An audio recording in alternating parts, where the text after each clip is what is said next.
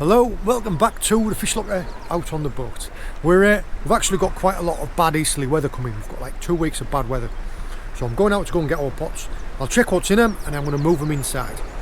What I mean by that is I'm going to bring them closer to shore into a sheltered area. Because not only will I not be able to get to them when it's bad weather, but also they can get damaged, they can get lost. Any number of things can happen in bad weather. So let's go and see what we've got.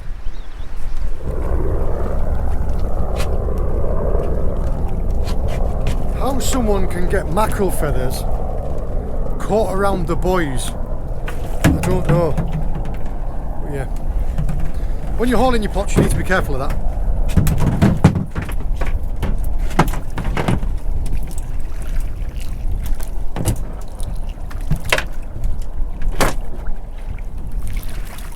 I mean, I can understand them getting caught around like the bottom of the rope, just near the bottom, but you can see the buoy. Crazy. Crazy.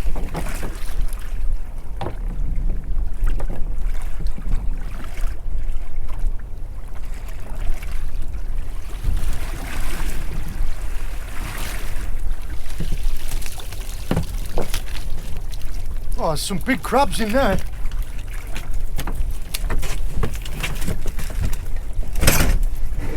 They are big.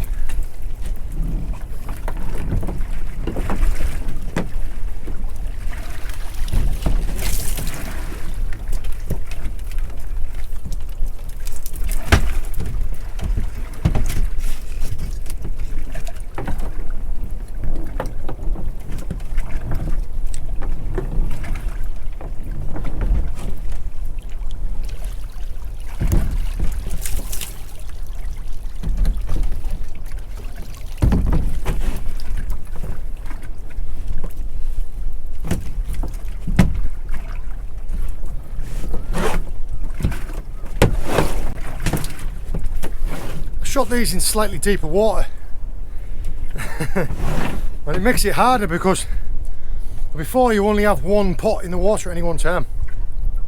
Now I've been holding two at any one time.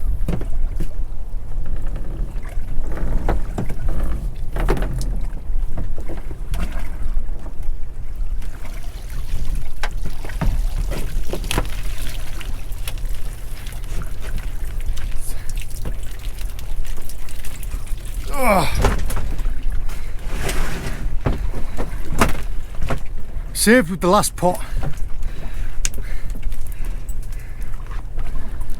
Oh. Well, I thought we'd been saved with the last pot.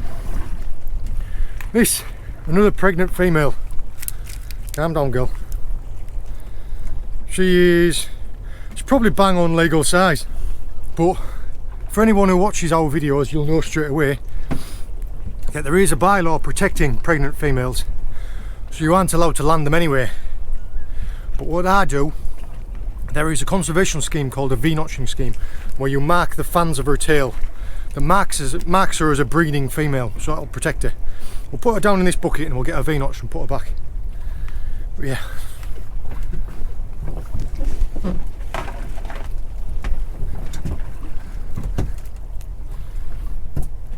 Velvet swimming crab. Little female edible crab, another female edible crab, and a velvet. Now these, they are just wick, they're just fast. All they want to do is fight, but what you can do is if they lay on their back like that, they go into like a dormant state, like almost docile.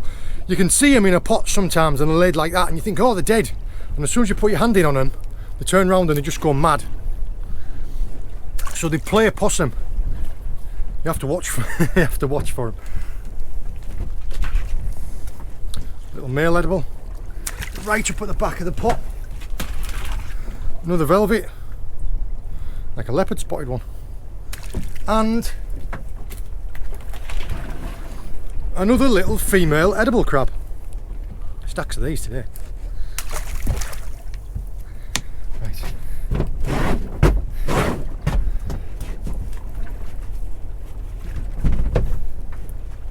Nothing in that one. Just a little crab in this one.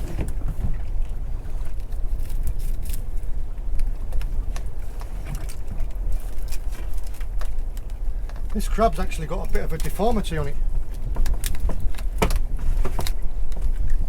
Come on. Out you come.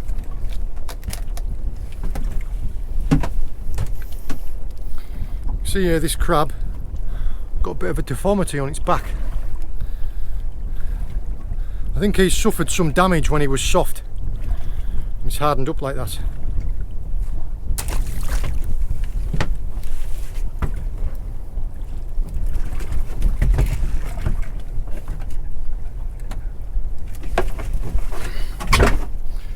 One of these crabs in here is an absolute monster.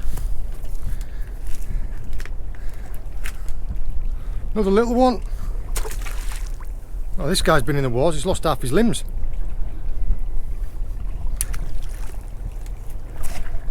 Spiny starfish. These can be quite a nuisance. These get into the pots and these eat the bait as well. I'm going to have to be careful about how I put my hands in here. Come on, out you come. Now that is a proper crab. Look at the size of them claws on that. Oh. Yeah. Shows you the size of them, doesn't it? That is a proper one. Look at them. You definitely wouldn't want to let that get hold of your finger. Oh yeah, massive. I'll show you real quickly if I can find another one in there. I think there's a female in there. I'll show you the difference between male and female. But that was worth it. Come on, out you come.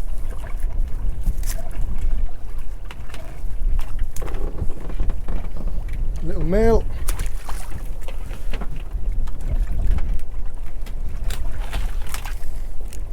Another male actually, and that's legal size as well, but he's only got one claw.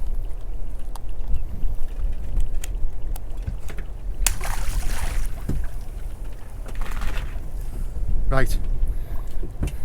Get this other little one out.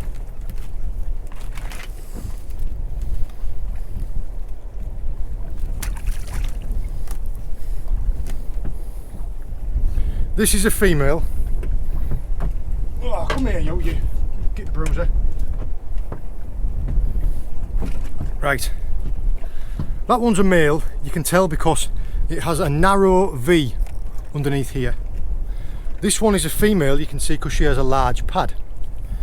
You can see there, look at the size of him compared to the size of her. Her pad, even though she is like what, a fifth of the size, is bigger than his. Right, I will get these pots baited up and get her V-notched. I'll talk you through that now.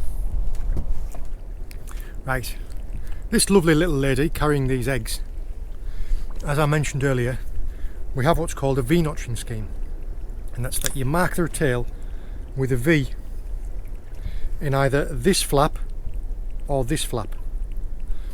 And what that does is it marks it as being a breeding stock female, and it's illegal to land them. So what you do is you'll take your clippers and just,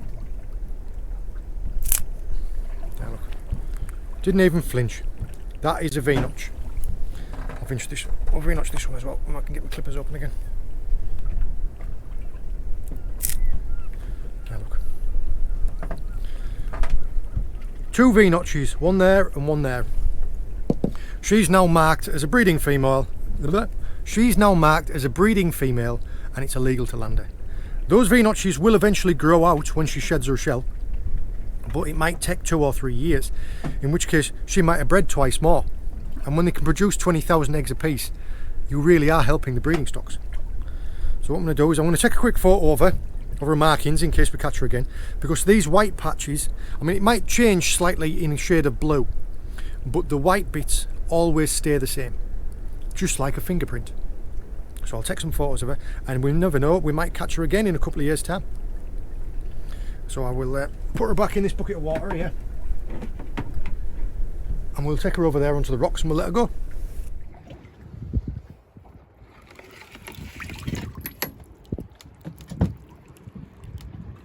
There they are. Right. See you later, little lady.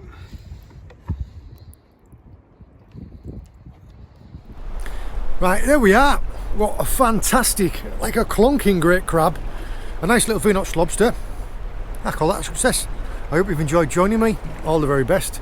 Take it easy.